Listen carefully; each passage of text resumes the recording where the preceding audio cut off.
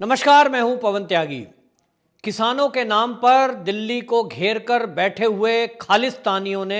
26 जनवरी को दिल्ली में पूरा तांडव किया और कई पुलिसकर्मियों को घायल कर दिया। लगभग 400 पुलिसकर्मी उसके हमले में घायल हैं, जिसमें से कई अभी आईसीयू में भर्ती हैं। दिल्ली में तोड़फोड़ की गई, पूरी दिल्ली में अराजकता फैलाई गई। ट्रैक्टर रैली के मार्च पर के नाम पर पूरी दिल्ली को बंधक बनाने की कोशिश की गई और उनकी कोशिश थी कि दिल्ली के बॉर्डरों को घेरकर पूरी दिल्ली को बंधक बना लिया जाए और सरकार को ब्लैकमेल किया जाए। सारी जनता इन दृश्यों को देखकर बहुत क्रोधित हुई और पूरे देश ने इससे मांग उठी कि ये जो फर्जी किसान हैं, जो किसानों के नाम पर एक राजनीतिक दलों के एजेंट हैं या खालिस्तानी और पाकिस्तानी और चीन के इशारे पर चलने वाले ये आंदोलन के नाम पर गुंडा तत्व हैं, इनके खिलाफ सरकार सख्त एक्शन ले। तो आपको बताएं कि दिल्ली पुलिस अब सख्त एक्शन मोड में है और इसको पूरी जानकारी देते हुए दिल्ली के पुलिस कमिश्नर एसएन श्रीवास्तव ने एक प्रेस कॉन्फ्रेंस की और विस्तार से इस पूरे आंदोलन में क्या क्या हुआ, किसान के साथ वार्ता क्या हुई और क्या साजिश थी, इसका खुलासा किया है। तो Delhi police commissioner S N Srivastava ने खुलासा करते हुए बताया कि ये जो किसान आंदोलन के नाम पर दिल्ली के बॉर्डर पर पिछले 50 दिनों से अधिक समय से ये धरना देकर के जो लोग बैठे थे, इनकी पहले दिन से योजना थी कि दिल्ली की 26 जनवरी जो गणतंत्र दिवस की परेड है, इसको डिस्टर्ब किया जाए और इसमें बाधा डाली जाए। बोलते हैं कि इसके बारे में हमारे पास सारे इनपुट थे। दिल्ली पुलिस की जो निगरानी है, इनके सारे जितने भी साजिश थी, सारे नेता थे, उनकी जो बातचीत थी और क्या क्या उनके दिमाग में चल रहा है, क्या क्या उनकी प्लानिंग थी, ये सब की सब इनपुट्स हम सबको मिल रही थी। हमारा इंटेलिजेंस विभाग पूरी तरह सक्रिय था। हमको सब कुछ जानकारी जब हुई और हमें जब ये पता लगा कि ये जो किसान आंदोलन है, ये किसान आंदोलन नहीं है, वास्तव में इसके पीछे खालिस्तानी मूवमेंट चलाने वाले लोग हैं, इसके पीछे विदेशी ताकत है और इनका मकसद ये केवल दिल्ली में हिंसा फैलाना है। तो कहते हैं कि हमने बातचीत की और इन किसान नेताओं को 5 राउंड की बातचीत में हमने ये तय किया कि हम आपको रूट देंगे और वो रूट उन्होंने जो तय किए वो ऐसे थे जिसमें कि वो दिल्ली के बाहर बाहर एक्सप्रेस पेरिफेरल वे जो है उस पर वो किसान ट्रैक्टर रैली निकाल सकें। तो गाजीपुर बॉर्डर पर बैठे हुए लोगों को गाजियाबाद में होते हुए, डासना होते हुए वापस गाजीपुर आने का रास्ता बताया गया। इसी तरह सिंगू बॉर्डर वाले को एक्सप्रेस पेरिफेरल वैसे होते हुए और उनको वहीं वापसी बुलाया गया। इसी तरह टीकरी बॉर्डर वालों को भी ये रूट बताया गया था एक्सप्रेस पेरिफेरल वे से। तो ये सबका रूट तय किया था, लेकिन पुलिस कमिश्नर ने खुलासा किया कि एन 25 तारीख की शाम को, यानी 26 तारीख गणतंत्र दिवस की परेड होनी है और उसमें यह तय हुआ था कि ये जो ट्रैक्टर रैली है ये 12 बजे के बाद शुरू होगी, क्योंकि 12 बजे तक मुख्य जो कार्यक्रम है जिसमें हमारी सेना और साजो सामान जो हमारी सेना का है वो प्रदर्शित किया जाता है और वो हर साल जो मुख्य कार्यक्रम है दिल्ली में होता है राजपथ पर, उस कार्यक्रम की समापन 12 बजे होता है। इसलिए इनको 12 बजे से लेकर 5 बजे तक का ये टाइम दिया गया था किसानों को कि आप अपना जो ट्रैक्टर रैली है वो 12 से 5 के बीच निकालना। लेकिन कमिश्नर बताते हैं कि हमने इनको टाइम दिया था 12 बजे स्टार्टिंग का, लेकिन इन लोगों ने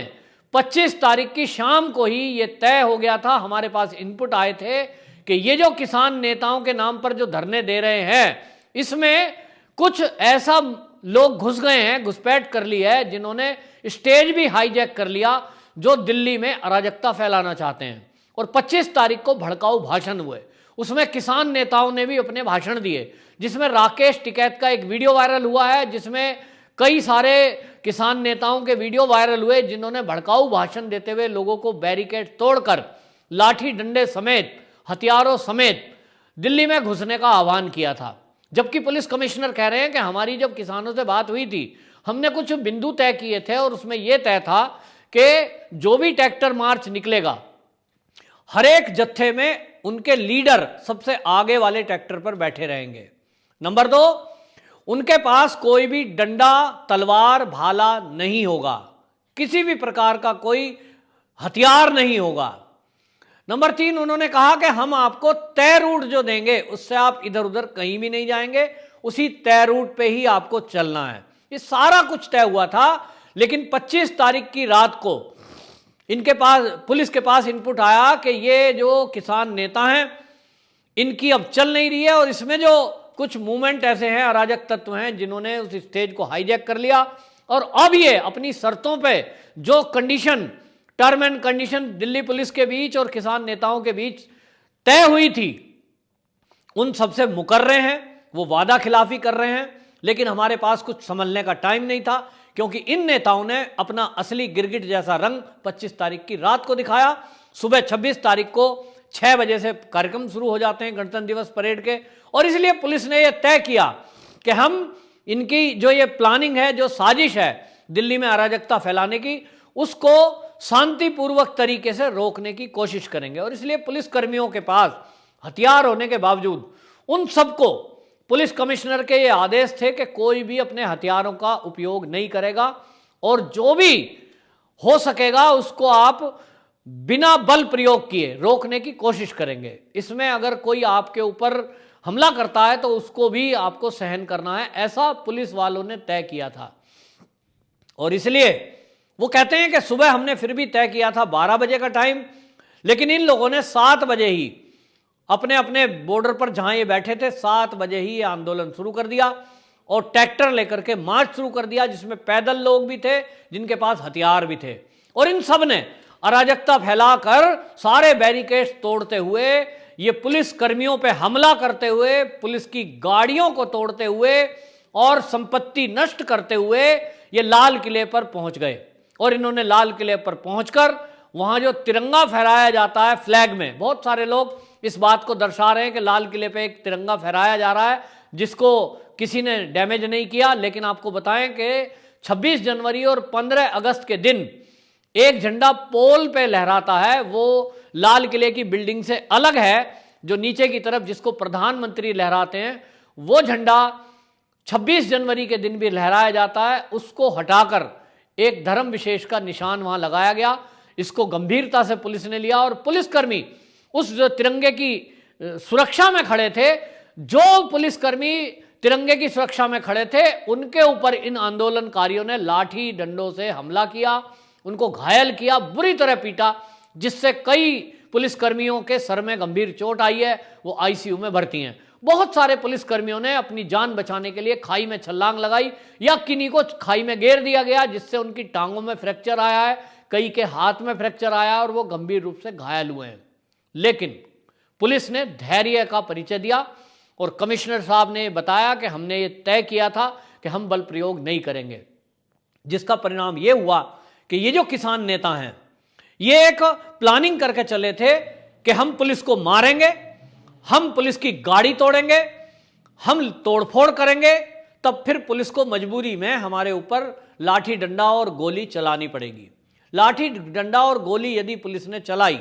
तो वो इतनी पब्लिक थी और उसमें तलवार और डंडे ले रहे थे, वो हिंसा भयंकर हो जाती। और जैसा फिर राकेश टिकैत का वीडियो वायरल हुआ था कि 10,000 लोग मरेंगे जब यह आंदोलन खत्म होगा, तो इनकी प्लानिंग थी कि लगभग 8-10 हज़ार लोगों की यहाँ लाशें बिछ जाएं दिल्ली में, ताकि आप सरकार को बदनाम कर ले जाएं। लेकिन दिल्ली पुलिस कमिश्नर ने यह खुलासा किया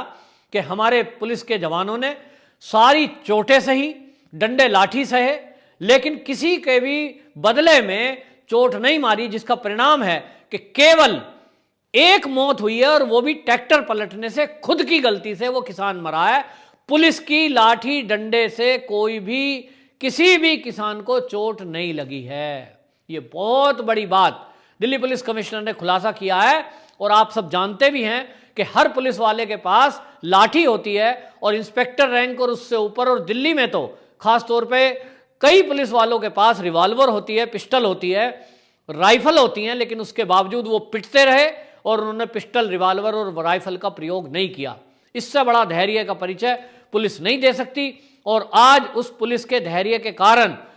दिल्ली सुरक्षित है और जो बड़ी हिंसा का प्लान करके ये नेता लोग आए थे वो प्लानिंग विफल हो गई। दिल्ली पुलिस कमिश्नर ने यह भी बताया कि हमारे पास जो वीडियो फुटेज हैं, चाहे वो मीडिया के जरिए हैं, चाहे सीसीटीवी कैमरों की फुटेज हैं, और पुलिस कर्मियों ने भी कुछ फोटोएं खींची हैं, उन सबके आधार पर इलेक्ट्रॉनिक माध्यम से, आधुनिक मशीनों के माध्यम से चेहरे पहचाने जा रहे हैं। और पुलिस कमिश्नर ने कहा कि एक भी ऐसा व्यक्ति बख्शा नहीं जाएगा जो लाल किले के हमले या पुलिस के हमले या किसी भी बॉर्डर एरिया में बैठ करके लोगों को भड़का रहा था या दंगे की साजिश में शामिल था या इस 26 जनवरी की अराजकता में शामिल था। एक एक को ढूंढ ढूंढ कर पकड़ा जाएगा, सबके खिलाफ सख्त कार्रवाई की जाएगी। 22 एफआईआर कराई गई हैं जिसमें धारा 307 तक लगाई गई है। लेकिन अब जो सूत्रों के हवाले से पता चला है कि कई नेताओं के ऊपर और लाल किले में तोड़फोड़ करने और तिरंगे का अपमान करने वाले लोगों के ऊपर ऊपा लगाया जाएगा, यानी कि एनएसए लगाया जाएगा। एनएसए में उनको केस दर्ज करके और कड़ी कार्रवाई उनके खिलाफ की जाएगी। जो लोग देश के ये कह रहे थे कि पुलिस करती क्यों नहीं, कुछ करती क्यों नहीं, दिल्ली के बॉर्डर घेर के ये लोग बैठे हैं, अराजकता करते हैं, इनके खिलाफ बल प्रयोग करके इनको हटा क्यों नहीं देती, आखिरकार केंद्र सरकार मौन क्यों है, वो सब समझ लें कि दिल्ली पुलिस कमिश्नर ने जो खुलासा किया है ये वास्तव में चौंकाने वाला है कि ये जो नेता हैं जिनके पीछे कांग्रेस और वामपंथी दल भी साथ में हैं, वो केवल आग लगाना चाहते थे सीएए के विरोध की तरह और दिल्ली को दहलाना चाहते थे। कुछ पुलिस कर्मियों को शायद वो हमला करके मार भी देते, ऐसी उनकी सोच थी। लेकिन एक बहुत बड़ी साजिश नाकाम कर दी दिल्ली पुलिस ने और उसका श्रेय जाता है हमारी सरकार को, पुलिस को। तो दिल्ली पुलिस कमिश्नर ने जो खुलासा किया है कि अब आगे इन नेताओं के खिलाफ भी सख्त एक्शन होगा जिनकी वजह से ये दंगा भड़का है। इनके खिलाफ सबके सख्त एक्शन पुलिस कमिश्नर ने बताया है। और यहीं आपको बताएं कि प्रकाश जावड़ेकर जो कि केंद्रीय मंत्री हैं, भाजपा के बड़े नेता हैं, उन्होंने एक प्रेस कॉन्फ्रेंस में बहुत बड़ा खुलासा करते हुए ये सारे आरोप कांग्रेस पे मढ़े हैं और कांग्रेस में राहुल गांधी को निशाना साधते हुए उन्होंने कहा है कि राहुल गांधी है जो किसानों के आंदोलन को लगातार भड़का रहा था और इन्होंने ही पूरे आंदोलन को सीएए के आंदोलन की तरह अराजकता में बदलने का काम किया है। बार बार इसको भड़काने की कोशिश की किसानों को, जबकि कोई भी कृषि बिल में ऐसा काम नहीं है, ऐसा कानून नहीं है, कोई भी एक बात ऐसी नहीं है जो किसानों के अहित में हो। लेकिन राहुल गांधी ने बार बार भड़काने का काम किया और उन्होंने कई ट्वीट का जिक्र भी किया कांग्रेसियों का कि कांग्रेस ने लगातार यूथ कांग्रेस की तरफ से और उनके ऑफिशियल ट्विटर हैंडल से बाकायदा ऐसी ट्वीट की गई जिससे साजिश का खुलासा होता है। उन्होंने कहा कि एक उत्तराखंड यूथ कांग्रेस के ट्वीट में यह कहा गया 26 तारीख की इस हिंसा को कि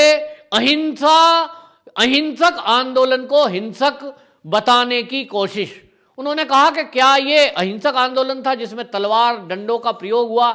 200-400 पुलिसकर्मी घायल हुए और हॉस्पिटल में एडमिट हैं, गाड़ियां तोड़ दी गई, लाल किले में तोड़फोड़ की गई। ये किसी भी एंगल से अहिंसक आंदोलन नहीं था, लेकिन कांग्रेसी इसे अहिंसक बता रहे हैं। तिरंगे के अपमान को वो बीजेपी की साजिश बता रहे हैं और इसी से पता लगता है कि ये पूरी की पूरी साजिश कांग्रेस की थी और कांग्रेस का चीन का जो समझौता हुआ है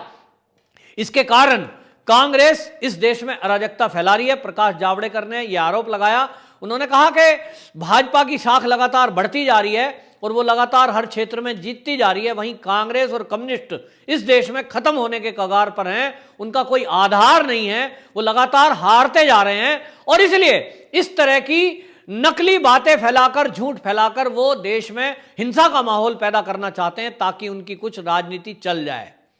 ये बहुत ही गंभीर मामला है और मैं तो कहता हूं कि इस मामले में यदि